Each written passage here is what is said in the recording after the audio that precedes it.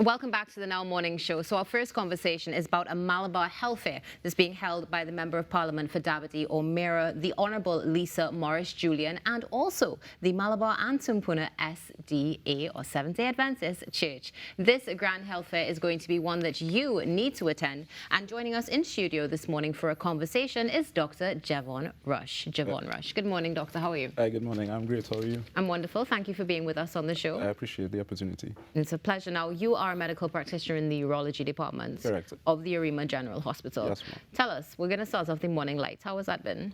So it's been a very interesting experience. I've been able to diversify some of my surgical skills. I've also been able to help a very at-risk population in Trinidad, which are men, because men tend to be the patients that don't go to the forefront with their health, right, as opposed to women. Women tend to carry their health straight to the practitioners.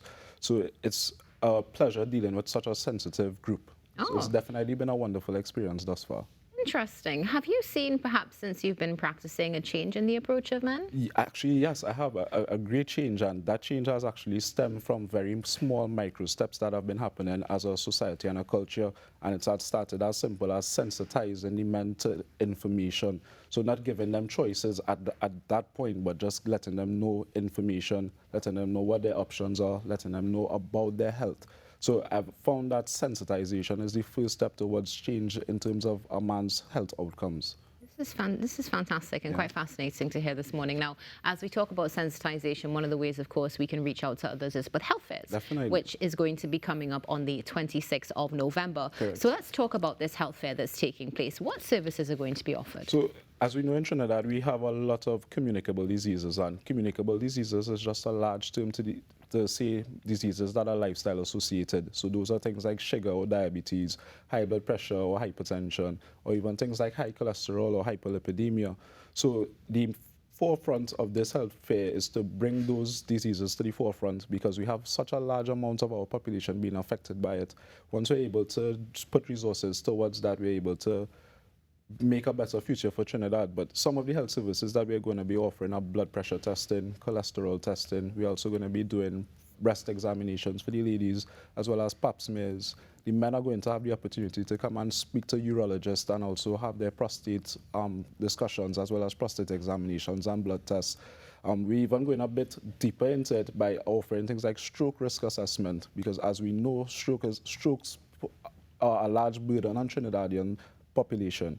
So the aim of the health fair is really to provide the public with a pathway into the healthcare system, and for those who have been denied or for those who are frustrated by the primary healthcare system, we are allowing them to come to the health fair, express their concerns, actually have a seat and have a dynamic conversation with their physicians.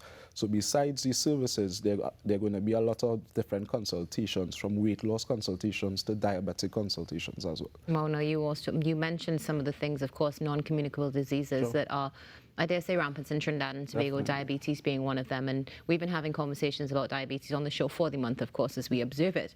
Now, in your experience, especially when it comes to diabetes, do you see an investment by the nation in taking care of their health? Oh, definitely. So actually, while I was on my way here, I actually met some guys from the Laromean Diabetes Association, and to me, that is new information. I wasn't even aware that existed, and they are NGOs, so that shows that Trinidadians are now taking it upon themselves to enforce our own healthcare. So I've definitely seen positive steps being made towards diabetes control and diabetes management. All right, definitely. Well, they're going to be on the show a little bit later, Trinidad and Tobago, so make sure that you stay tuned for that, a health fact show this morning.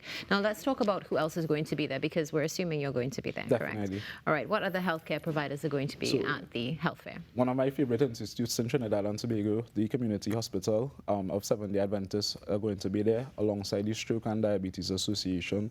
Also, my home and alma mater, the North Central Regional Health Authority, will be there alongside the Queen's Park Counseling Society.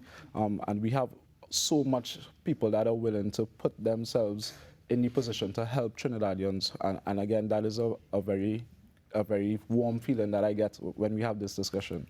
It sounds like there's going to be a massive team Definitely at this event. And Go ahead. it's going to be a multidisciplinary approach to medicine, meaning that we want to offer essentially a one-stop shop for persons. So you come, you have your general health looked at, but then we have specialists on site as well. So we'll even be having things like cardiologists on site to do your risk of heart attacks and that kind of thing. Well, this is fantastic to hear. So basically, it's a one-stop shop, but you need to get there on time because I'm assuming there's going to be a massive turnout. It's going to be packed. It is going to be packed. And what time does it start? It starts at 9 a.m. on Sunday, the 26th. And what time does it finish? It finishes at 3 p.m. Okay. Yeah. It's giving more of a until energy. Until the public says we could go.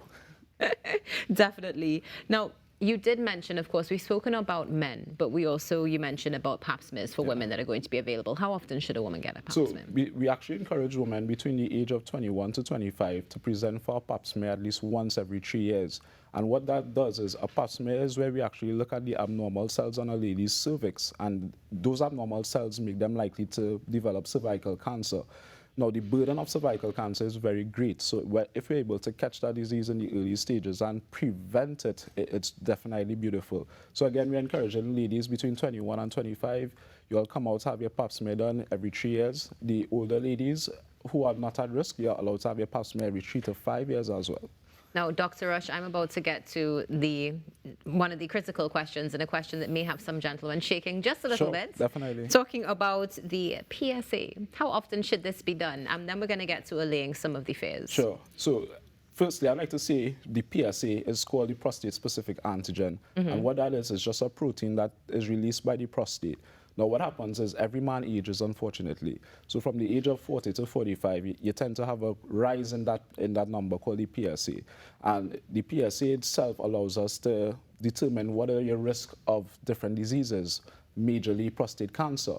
Now, we know that prostate cancer is something that we see very frequently in the Caribbean, and it's to a degree, it's preventable and treatable, right? So if you're able to catch that disease early on, that mitigates a lot of the complications and risk, right? But definitely, in terms of the frequency, from the age of, what I like to do for men is make it very simple. So I like to break men up into categories. It's either you're high risk or you're low risk. And what makes a man high risk? Well, that's if you have a dad, or uncle, or another male relative with prostate cancer, you're going to be determined to be high risk alongside other risk factors like smoking and obesity, right? And then the guys that are low risk are the guys that actually don't have those problems, like they don't have a family member, they don't smoke, they're not diabetic, they're very active. So for the guys that are higher risk, we actually encourage you all to come in earlier from the age of 40 to 45 to have the PSA done. But then the men that are at lower risk, we actually allow you all to come in from the age of 50 to 55. Now, once you come in and you do that PSA, we actually allow to spread the screening time from 1 to 3 years based on the initial result. Oh, great. Right? So let's say you come on the initial consultation, you're a 40-year-old man, but your dad has prostate cancer. You do that PSA and the PSA comes back normal. Then great, we will send you to a screen in the following year. On the opposite end of the spectrum, let's say we have an older guy that is 50 or 55. He's very healthy, doesn't have any relatives with prostate cancer, never smoked a day in his life. He comes and he does his PSA and it's normal, then cool. We'll allow you to do your PSA every 3 years. Okay, right? Wonderful. I mean, that makes it quite easy as well. And I think allay some fears, because one of the things we know is that there is a phobia attached to this, no matter how much advancement we see in technology. Definitely. So do you have any words of wisdom for the gentlemen who are watching right now and saying, not me? Yeah, so what I would say to the gentlemen that are watching this morning is that I know the history behind prostate examinations. I am a man as well. I am going to reach that point. What I would say is that the fear that a lot of men have is that they need to do something called the digital rectal exam, which is actually the finger examination. But that is actually a bit of a myth, because now we have the PSA, or the prostate-specific antigen, and actually we've been using it since the early 1990s to actually screen men for prostate cancer. So when you come to the doctor and you want to get your prostate checked, the first thing is not that we are going to put our finger into the back passage to check the prostate. One of the first things we're going to do is we're going to take a full clinical history, and then we're going to go on to take the blood test, and based on the blood test, we'll follow up with the physical examination. Right? So for the men that are fearful, the first step is really to come in and have that discussion with your physician, and then let's go on to have the blood test done. Because a lot of the times, the men don't need to have the physical examination done. The blood test tells us a significant amount of information. You see, and that's something that's so critical. So thank you for sharing that with us this morning, Dr. Rush. Right, so just to recap, Malabar Health Fair is happening on Sunday, the 26th of November, 9 a.m. to 3 p.m. at the Malabar Secondary School. Now, is admission free?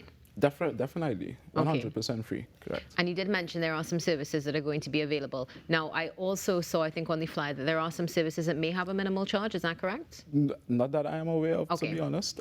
I have attended the last couple of health fairs and everything has been free of charge. Wonderful. Yeah. How have the last couple of health fairs been turnout-wise? Yeah, so for the public, I would say it's been an amazing experience based on the feedback that I've received. For the physicians, it's going to be a long day. You guys get your breakfast and come prepared because it's going to be a large volume. Yeah. The last health fair we did was in Carenage and we saw hundreds and hundreds of patients. This time it's in the Eastern Malabar, so we're expecting you guys to come out and seek your health and seek your interests, right? Because life is about longevity, and if you can't worry about tomorrow if you're not healthy today.